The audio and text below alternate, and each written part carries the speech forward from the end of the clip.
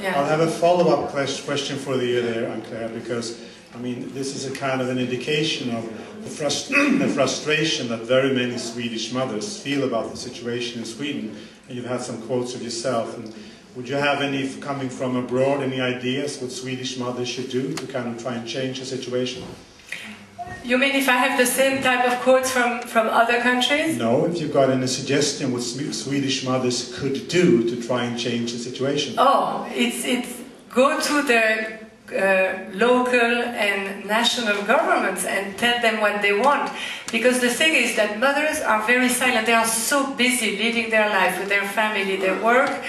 They don't talk as mothers. They will talk if they are involved, if they are in politics, or if they are if it's their job. But mothers who are just living a regular life with work and family, they just don't do it.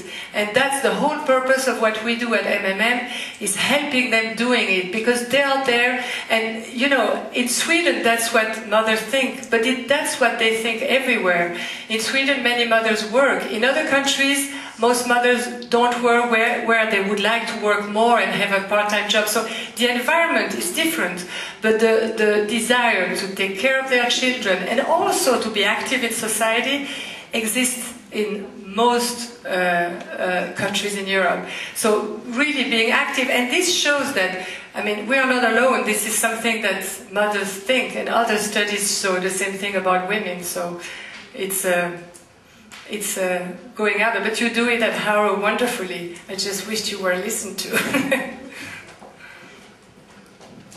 Yes, I have a question about the sampling method. You talked about the snowball method, which goes by the word of mouth. It doesn't become very representative then, does it? I don't know if you can say that, because I am not a researcher, but I talk to many researchers about the validity of our sample. The purpose of some studies is to be really, but it's difficult for me to answer when I'm not a researcher and I have so important researchers right in front of me. But they told me also that there is always, it's very rare that a sample is totally representative. Here, the important is to identify the sample. Who are the mothers who responded? We're not cheating about it. We are telling you who are the mothers who responded. And we know who they are. And with that information, we consider if the study is interesting. And in this case, I think the study is really interesting, because who is going to change the world? People who are willing to do so.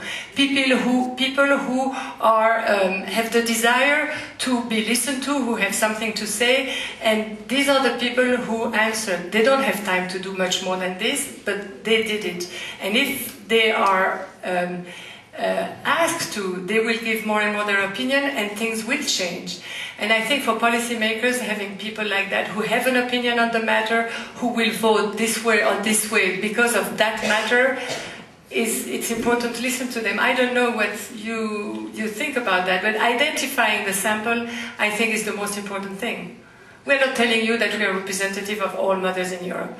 We are representative of active mothers, a leading group who have something to say to policymakers, who are computer literate, have access to a computer. That also makes a difference. But I went personally to several places in Belgium for mothers in difficulties where there were no computers or they could not use a computer, and I asked them the question, and we were several of us to do that, and I can tell you that the answers were very similar also. When it comes to motherhood, the environment might be different, but the priorities were very much the same there too. I think also you can add to that, you may not know, but there are several studies done in Sweden showing that among the general public there is a preference for the possibility to care for the children longer time than parental leave. There are several studies in Sweden showing that, so that would give some kind of validity also to that it's not a very small sample that you have. Any other questions? If I go to my local government in my city and tell them that I want to stay with my children at home for 5 years and then I want to work part-time, they will only say, that's a bad choice, because later in life it will be a bad situation for you. If you get divorced or when you retire, you will have a very, very low income, and you will probably, because of that, be sick and ill. So we want to protect you from this bad choice. What can I answer as a mother to my politicians in my city? But there are many other experiences, like I was telling you about in the Netherlands. It's amazing to see that the wide availability of part-time jobs that are interesting and that are valued, that are both men and women are doing that, is one example of a solution that makes for gender equality. It's something that's very important because the part-time jobs are interesting. For the caring of children, it's less expensive to the taxpayer, as I told you, and it's a good solution to work-family balance. Now, a very important thing, two very important things, is the calculation of the time spent in the family for the pension, because that's something that's really frightening to parents who want to stay at home, even part-time, is that it's not included in their pension calculation, whereas we really think that they are doing something really useful for the society as a whole.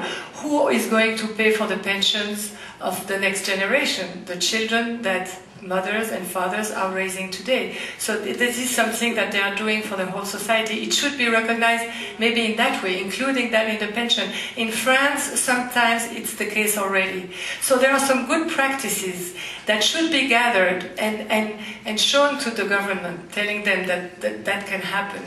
And the re-entry of mothers in the labor market, saying that we didn't do nothing when we were taking care of our children, that needed competencies and skills that we had to have, and that can be used on the market. We are now, I don't know, we are still young. One quote was like that: we could be useful for many, many years. And it's also confidence in the professionality of the motherhood. It's something that you can do as a professional. It's so important that it should be recognized. But if you go alone, you might not have much chances. But if many of you go, maybe. So this is this amazing example of a husband of a family with a mother with 3 children, who wrote to the Swedish government and asked why the mother, who was at home for 3 years, lost all the rights of social insurance because she was at home, whereas an unemployed person keeps their right to social insurance. And the reply they got from the Swedish government was that an unemployed person consumes more than a stay-at-home parent. So we have a lot to do in Sweden. But I will tell you another story that's amazing. It's my sister who lives in France, and France actually is a very good country as far as family policies are concerned. But it's something about what's in the mind of people regarding mothers at home or parents at home. She had to register her son in a school, and to register in the registration paper you had about the employment of the parent or the occupation of the parent. And then you had all employee, psychologist, laborer, whatever, a list of 15 possibilities. Then you had unemployed, then you had a column for the father, a column for the mother, unemployed, and the last possibility after all of them was parent at home or deceased. Yes. Can you imagine? So yes, deceased, dead.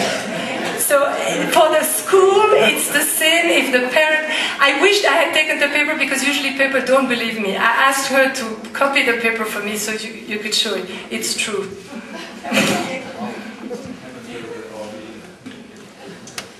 My name is Julia Kronlid, and I'm working in the Swedish Parliament in the Foreign Committee. And I can see that in Sweden we talk, in the question of foreign aid, we talk very much about gender equality and the importance of that. And I can agree in that, because in many countries women have a very hard situation. But I can see more and more it's like Sweden wants to spread like the message that's our way to live, with women working full time and children in daycare, that's the right way to live, and wants to what do you say, like in poor countries, that they should live the same, because that's the right way to economic growth in poor countries. And I feel a little bit worried that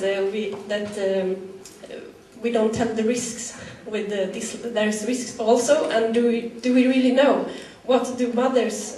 Do you have any experience what mothers in like Africa want, and other countries in the world, not only Europe? And how can we work with gender equality, but not, what do you say, just tell that the Western life is the right way to live? We have to know what their culture is and what do they want. Do you have any experience in these questions? Yes, we have some, because we have affiliates there too, but the problems there are huge. I mean, the problems for women and for mothers, abuse, violence, no rights, sometimes it's really tough. And as much as here, we are not talking so much anymore about gender equality because everybody else is. But there, I think we should be thankful to the feminist crusade that happened a few years ago, because some things that needed to happen, happened. But that was at the cost of motherhood, because we wanted to gain so many rights that motherhood was in the way, in a way, and that's too bad. And I think that the next generation of women, they want to include motherhood in. I was talking about that this morning, that gender equality is also about gender, who you are as a woman, who you are as a man. If the equality is to become the same as the man, that's no equality. You are a woman, you are a mother, you are bearing children. If you want to take care of them, this is your prerogative as a woman. And it's something that women in Africa have in their heart.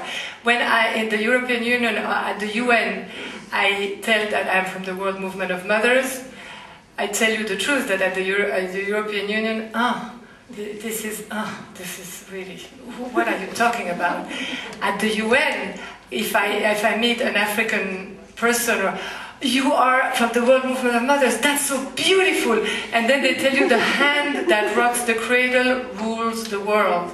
And they feel that, and they are so proud of being mothers. And that's something, they would do any sacrifice for their children. In India, I met mothers who are sacrificing their whole lives so that their daughters could be married well, and it's a world of a difference here and there. And it's very important for us here in the Western world to be aware of what's the condition of women somewhere else, just to measure the difference, and just to measure the difference.